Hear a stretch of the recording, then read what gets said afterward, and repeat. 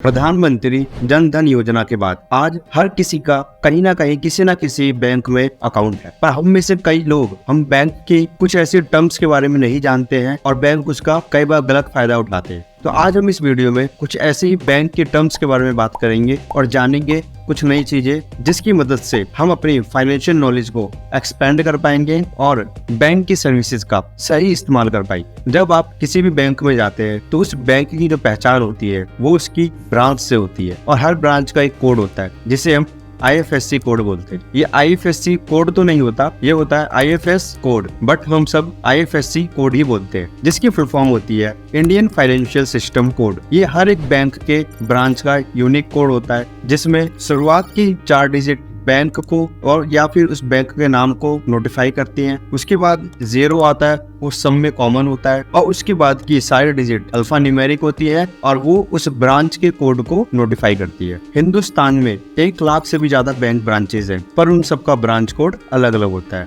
जिससे उसकी पहचान होती है और फाइनेंशियल सर्विस यूज करने में हमें मदद मिलती है। और अगर आप बैंक में जाओगे तो जो सबसे पहला काम होगा, आप अपना बैंक अकाउंट ओपन करवाते हैं। बैंक अकाउंट कुछ 6 प्रकार के होते हैं। तो सबसे पहला होता है सेविंग अकाउंट, जिसमें हम अपने सेव किए हुए पैसे रखते हैं या फिर हमारी सैलरी उसमें क्रेडिट होती है। दूसरा होता है करंट अकाउंट, जो कि कोई बिजनेस या एंटरप्रेन्योर ही ओपन करता है। तीसरा होता है FD या फिर RD account, fix deposit account या फिर recurring deposit account. Fix deposit क्या होता है? अगर आप बैंक के पास जाते हैं और बोलते हैं मैं ये 1 लाख रुपए FD में डालना चाहता हूँ, तो बैंक आपको उस पे 7 से 8%, 9% तक का ईयरली इंटरेस्ट देता है। तो उसके लिए भी बैंक आपका एक अलग से FD अकाउंट ओपन कर देता है जिसमें वो पैसे पड़े होते हैं। फोर्थ होता है हमारा लोन अकाउंट। अगर हम कोई कार लोन, होम लोन या कोई पर्सनल लोन लेते हैं तो उसका एक अलग अकाउंट हमारा ओपन किया जाता है। उसमें हमारे पैसे जमा होते हैं जिसकी मदद से सारी हमारी EMI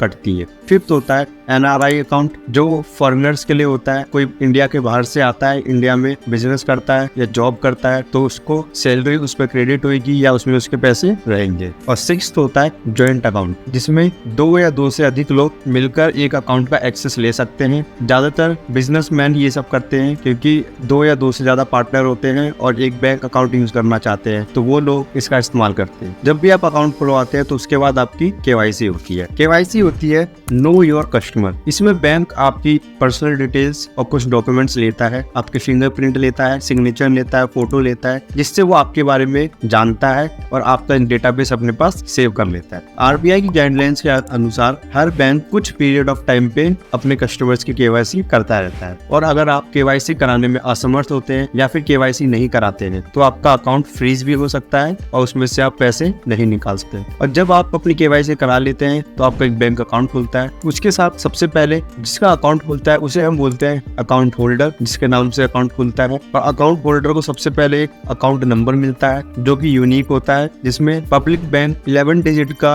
अकाउंट नंबर असाइन करते हैं अपने कस्टमर्स को। जो प्राइवेट बैंक होते हैं वो 12 डिजिट से लेके 14 डिजिट तक का अकाउंट नंबर असाइन करते हैं। पर आजकल कुछ ऐसे बैंक हैं जो आपके फोन नंबर को भी अकाउंट नंबर बना देते हैं, तो वो भी एक बैंक की काफी यूनिक और अच्छी सर्विस है, जिससे आपको अपना बैंक अकाउंट नंबर याद करने में दिक्कत नहीं होती। जब भी हम अकाउंट खुलवाते हैं तो उसमें नॉमिनी का नाम देना बहुत जरूरी होता है। कई बार लोग पूछते हैं कि नॉमिनी क्या होता है। नॉमिनी वो इंसान होता है जिसको आप अथॉरिटी देते हैं आपके ना होने के बाद सारे पैसों का एक्सेस मिल सके, क्योंकि बाई चांस अगर आपको कुछ हो जाता है तो आपके अकाउंट में पड़ा हुआ सारा पैसा नॉमिनी एक्सेस कर सकता है, वो बैंक के पास नहीं पड़ा रहेगा पैसा। उसमें आप अपने भाई बहन, मम्मी पापा, फैमिली, वाइफ, बेटा बेटी, किसी को भी नॉमिनी बना सकते हैं और नॉमिनी बनाना बहुत जरूरी होता है। आपने कई बार देखा होगा कि कुछ अकाउंट ऐसे खुलते हैं जिसमें मिनिमम 5,000 रुपए रखना या फिर 10,000 रुपए रखना मैंडेटरी होता है। अगर आप वो मिनिमम बैलेंस नहीं रखोगे तो आपके चार्जेस कटेंगे, तो उसे हम बोलते हैं मिनिमम बैलेंस अकाउंट। और कुछ ऐसे अकाउंट भी होते हैं जिसमें कोई मिनिमम बैलेंस की रिक्वायरमेंट नहीं होते हैं, उसे हम बोलते हैं जीरो बैलेंस अकाउंट। हमारे अकाउंट में जो भी पैसा रखा होता है उसे बोलते हैं अकाउंट बैलेंस, और उसमें से जो पैसा हम यूज कर सकते हैं उसे हम बोलते हैं यूजेबल बैलेंस। जब भी आपके पास मोबाइल पे मैसेज आता है कि your such and such amount has been debited, तो इसका मतलब होता है कि आपके अकाउंट से पैसे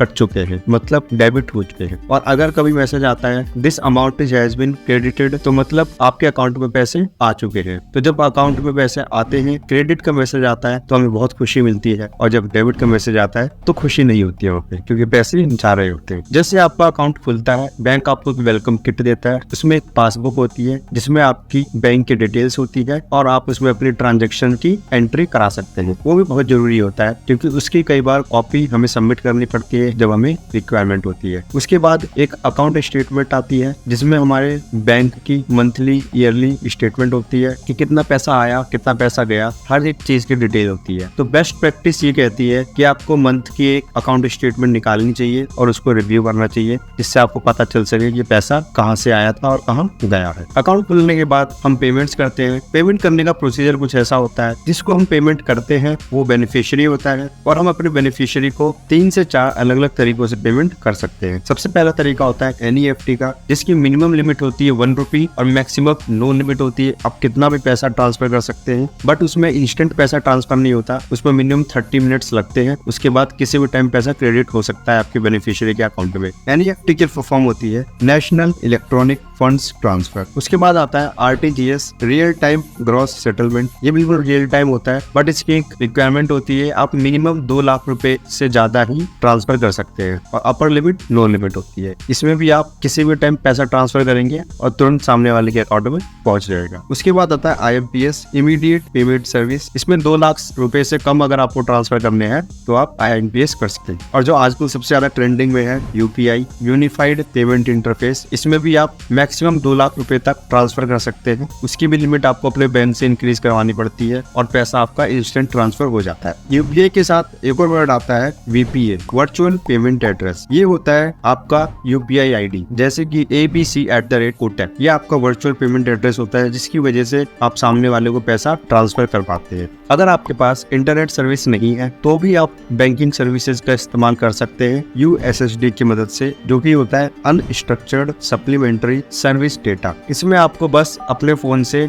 *99# डायल करना होगा और आप अपने बैंक के सर्विसेज एक्सेस कर पाएंगे। आपने देखा होगा, हम अगर SIP करते हैं या किसी भी प्लेटफॉर्म पे जाके ऑनलाइन पेमेंट करते हैं तो वहाँ पे हमसे पूछता है कि ऑटो पेमेंट इनेबल करना है कि नहीं। ऑटो पेमेंट इनेबल होती है ई-मैंडेट की मदद से। ई-मैंडेट आपके नेटवर्क को या फिर सामने वाली पार्टी को एक्सेस देता है बैंक का, कि आप एक स्पेसिफिक अमाउंट आप हर मंथ या हर ईयरली डिडक्ट कर सकते हैं इस अकाउंट से। वो ई-मैंडेट के थ्रू होता है। इतने सारे पेमेंट मेथड के बाद कुछ ओल्ड पेमेंट मेथड पे आते हैं, जो कि है चेक और DD। चेक और डिमांड ड्राफ्ट ये दोनों ऑफलाइन पेमेंट मेथड है, जिसमें आपको कितने भी अमाउंट का चेक काट के दे सकते हैं सामने वाली पार्टी को, और वो बैंक में जाके सबमिट करेगी, तो बैंक उस अकाउंट से पैसे निकाल के आपके अकाउंट में ट्रांसफर कर देता है। तो ये कुछ बैंकिंग टर्म्स थी जो मैं आपके साथ शेयर करना चाहता था। इनकी मदद से आपको कुछ क्लियरेंस हुई होगी कि कैसे बैंक काम करता है, उनकी टर्म्स का क्या मतलब होता है, FD क्या होती है, RD क्या होती है, USSD क्या होती है, ई-मैंडेट का क्या यूज होता है। और अगर आपको और भी टर्म्स के बारे में जानना है तो हमें कमेंट सेक्शन में बताइए। हम एक और नई वीडियो लेके आएंगे जिसमें कुछ नई और ज्यादा कॉम्प्लेक्स टर्म्स लेके आएंगे, जिससे कि आपकी बैंकिंग की नॉलेज और बढ़ सके। और अगर आपको हमारी वीडियो पसंद आई है तो वीडियो को लाइक कर दीजिए, चैनल को सब्सक्राइब कर दीजिए। हमारा मिशन है आपको फाइनेंशियल फ्री लाइफस्टाइल अचीव करवाना। Thank you, keep learning.